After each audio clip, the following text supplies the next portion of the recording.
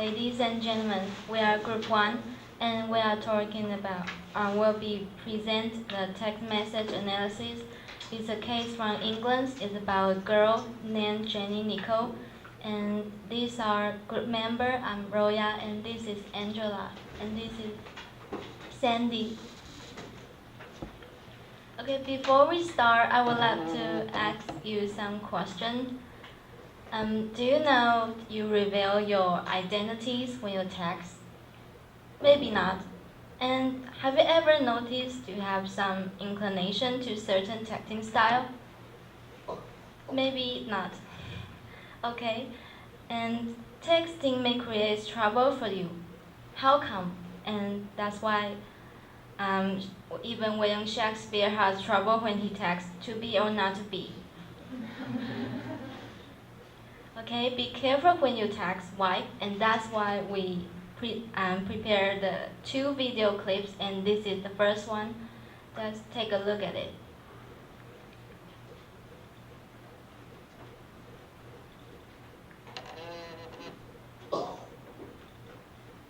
Are you one of the millions of teens that text?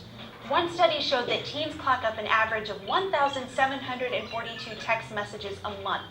That's more than 50 texts every day. This little gadget has really changed the way that we communicate, keep in touch, and work. It's hard to imagine not being reachable at all times, or not being able to get in touch with our friends 24/7. A lot of good can come from these tiny phones, but if we're not careful, cell phones can get us into trouble too. Yeah, for one thing, it can be really hard on the thumbs. But of course, there are worse problems than sore thumbs. Seriously, texting can be hazardous to your health. You can get so involved answering a text message that you forget where you are. Using cell phones can be really distracting, and being distracted usually leads to trouble. Whether you're crossing a street while texting or you're a passenger in a car with a driver who is texting, cell phones increase your risk of being seriously injured or even killed. You may think that what you're sending is strictly between friends, but that's not always the case. Maybe you've heard of the term sexting. This refers to sending sexual images or words through your phone. You might assume that these texts are private, but texting a sexual image or statement to a friend is like writing it on a huge banner in front of your school. Even if you're sexting a picture to someone you trust, that doesn't change the fact that sharing sexual photos or videos can get you into serious trouble. With all this in mind, here are a few simple tips that will help keep you safe and your texting, well, sensible.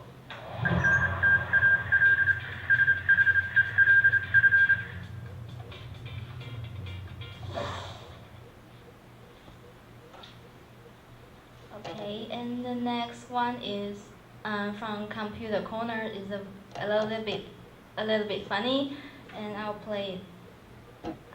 It's about be careful when you personalize your text messaging. CBC's Computer Corner with host Gunter Wilson. Hello, I'm Gunter Wilson, and today on Computer Corner we're going to look at text messaging and how abbreviations can save you hours on the internet and also save you from getting typing finger. Oh, here's a great example. Say that someone sends you a message that you find really funny and it makes you laugh out loud. Then you simply write LOL, which stands for loads of laughter. Let me tell you, my friend Margus sent me a joke about a lamp wearing a lady's nightdress. It was loads of laughter funny. Also, you can personalize your abbreviations too. For example, recently my internet girlfriend, Barbara38 at yahoo.com, asked me if I'd seen Chronicles of Narnia. So I told her, no, I'm going after yoga, or I'm GAY. So she messaged back for me to GTH, which means go to hell. That hurt me. So I had to let her know by typing in simply, hey, Barbara, I'm totally crying here. Unfortunately, she broke up with me after that. But my friends Fred and Larry gave me a real boost, asking me if I was free to hook up for drinks with our buddy Eric the following Monday. To which I replied very simply, Fred, Eric, Larry, 8 Mondays excellent. Or, as a web acronym, Phil8me. You know, I haven't heard back from them, but I'm assuming that they're just not down with this hip web talkie. Anyway, that's all the time we have left for On Computer Corner. I'm Gunter Wilson saying happy text messaging, and we'll see you next time.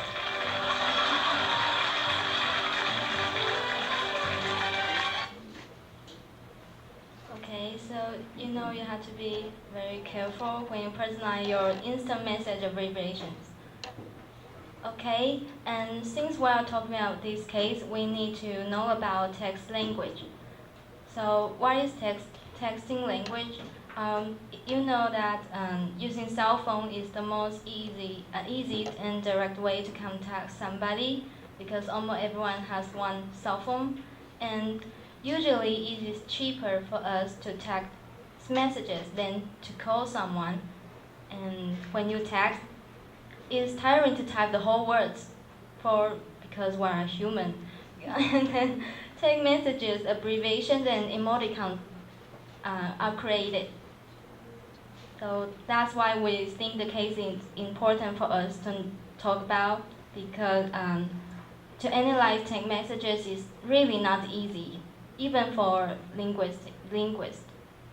So we are going to talk about the science of forensic linguistics, and text and instant messaging may soon cease to be anonymous method of communication. So even on the internet, you have to be very careful to write everything. And as advances forensic linguistic research make it possible to identify the sender and also predict the gender and age of the author with some degrees of success. And linguists are asked to help the police and courts, and that we all know about when there's a dispute over the authorship of a written text, like suicide note, abusive or threatening letter, email, or text message, of course. And the linguists help identify the author of incriminating material, whether it be threatening note, documents planning a terrorist attack, or a sexually explicit chat room, conversation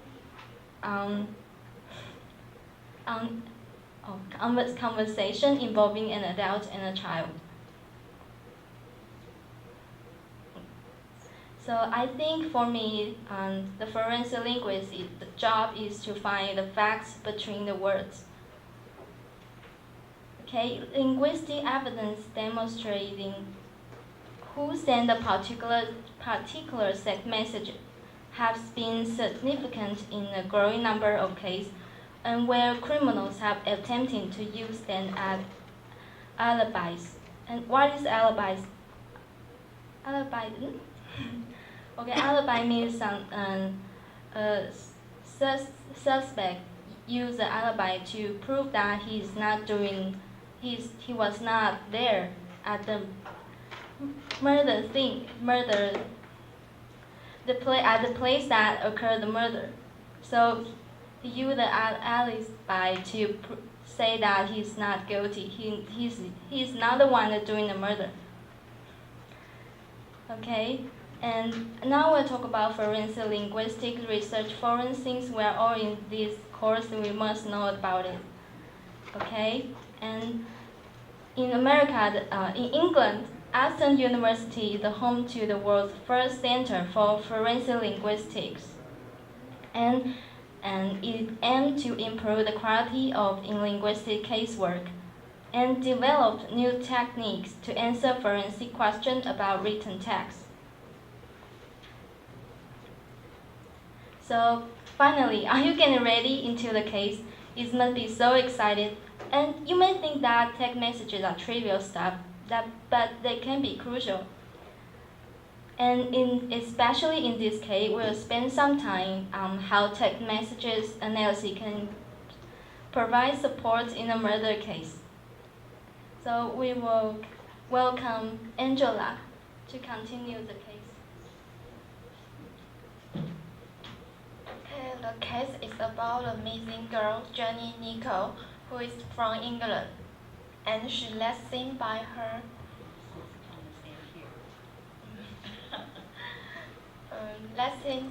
parents leaving her home in June 2005. She told them that she would not be home that night. However, despite the fact that her father and friends were receiving texts supposedly from her, when Jenny had not come home 4 days later, and her car was found abandoned at the Holy Hill Inn on the outskirts of Richmond, her parents reported her to the police as missing. However, the police found her abandoned car without the teddy bear that was always in her car. After a long-term search, the police discovered the teddy bear was abandoned elsewhere on 20th March 2006. And Mr. Martin is a detective investigate this case, and he said they believe the bear may have been unearthed by a tractor wheel running over it before it was discovered. Both these finds are important because they may provide us with significant forensic opportunities. Jenny or someone connected with her in some way was there at the time after she set out from home. Is this teddy bear? Okay.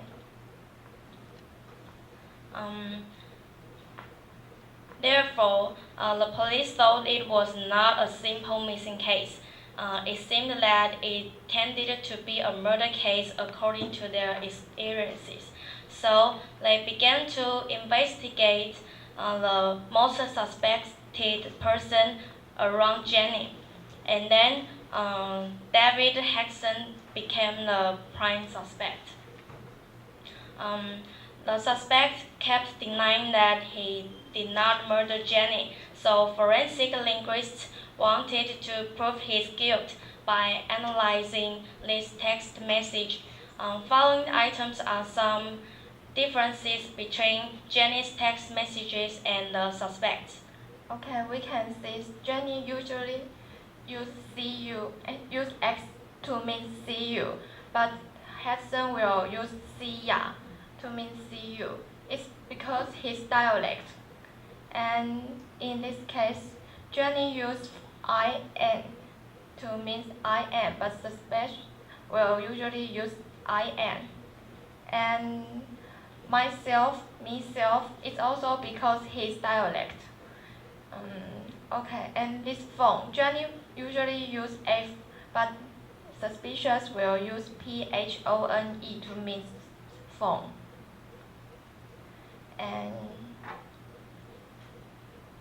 And Jenny use haven't, but suspicious will use ain't.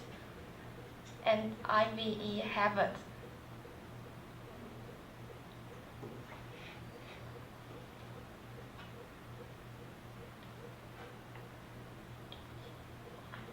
Okay, and Jenny usually connects the vocabulary, but suspicious will spacing in his text. We are also arrange a more clear form to show you the distinctions between the two. We can see that Jenny's text, her words are connected. Suspicious texts have spacing between the two words, and CU and X, see ya, and taboo language, Jenny uses SHIT, but the suspect uses SHITE, and myself, because of his dialect, and form F, form PH, and IVE have, and suspect use AVE. Jenny use I'm not and haven't. So the suspects use ain't, and also because of his dialect. Okay, and why Jenny will meet David? It's because Jenny Nicole and David Hudson became friends because she went to school with his two daughters. And David Hudson, who is 47 years old, had been seeing Jenny Nicole since she was only 14 and would kick off if she talked to other men. And Hudson's journeys of Jenny's blossom relationship with his older brother lead to her murder. The prosecution case is that the defendant Hudson murdered Jenny late the night. She disappeared and disposed of her body somewhere in the countryside with the intention that it should never be found. And this the message.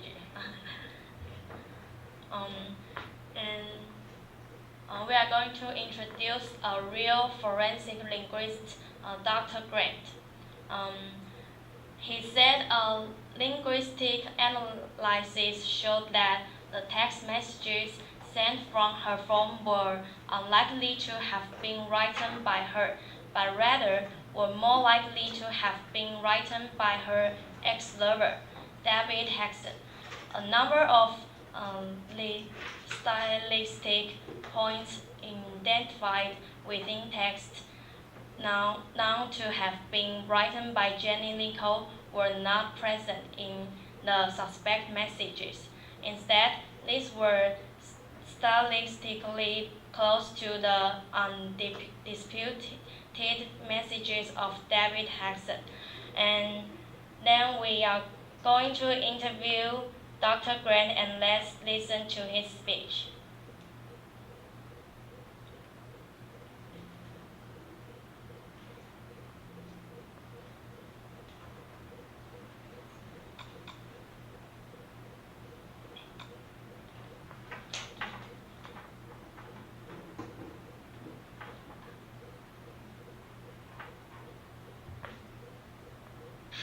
Forensic linguists, you believe that people betray their character through their identity through the way they use language? Yes, people are fairly consistent in their language style, the word choices and the grammar they use, and you can observe that consistency and you can say that they're distinctive from one another, so you can identify the likelihood that someone wrote a particular text. And we've got a particular instance of a case in which someone was convicted through the evidence of forensic linguistics. This was a woman called Jenny Nicole who disappeared in 2005. A man called David Hodgson was convicted of her murder earlier this year. He tried, didn't he, to fake text messages from her phone to persuade people she hadn't disappeared. We've got some examples. Here are some examples of genuine text messages from Jenny Nicole. Yeah, should be good, she wrote. I just have to get my finger out and do another tape.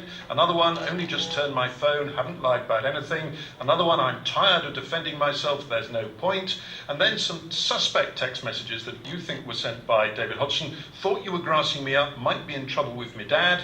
Dad's gonna kill me, hope Nick didn't grass me up. And it's her fault, always searching me room, eating me sweets. Now, the key difference there is she says me, my, and he says me. That's right. There are a set of about 9 or 10 differences, and what we're able to show is that she consistently uses the word my, whereas in the disputed messages there's the me form, M-E, which actually matches the North Yorkshire dialect, where you say me dad, me mum, and so on. So there was that difference, and the difference was from Jenny Nicole's consistent use, and in fact we found a consistent use of me in David Hodgson's messages. Now, one of the papers this morning reporting this has used the term linguistic fingerprinting. You don't like that, do you? Now, why not? No. Language is just too variable, it's too interesting. We change language all the time.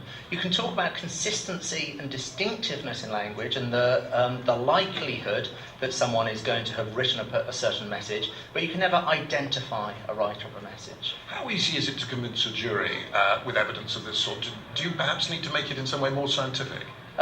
We are working on improving the methods so that there's more statistical methods and so on. What can be convincing to the jury is to display things graphically, like the text messages you've just referred to. And in fact, that graphic display was used in court by my colleague, Professor Malcolm Coulthard, when he gave evidence in this case.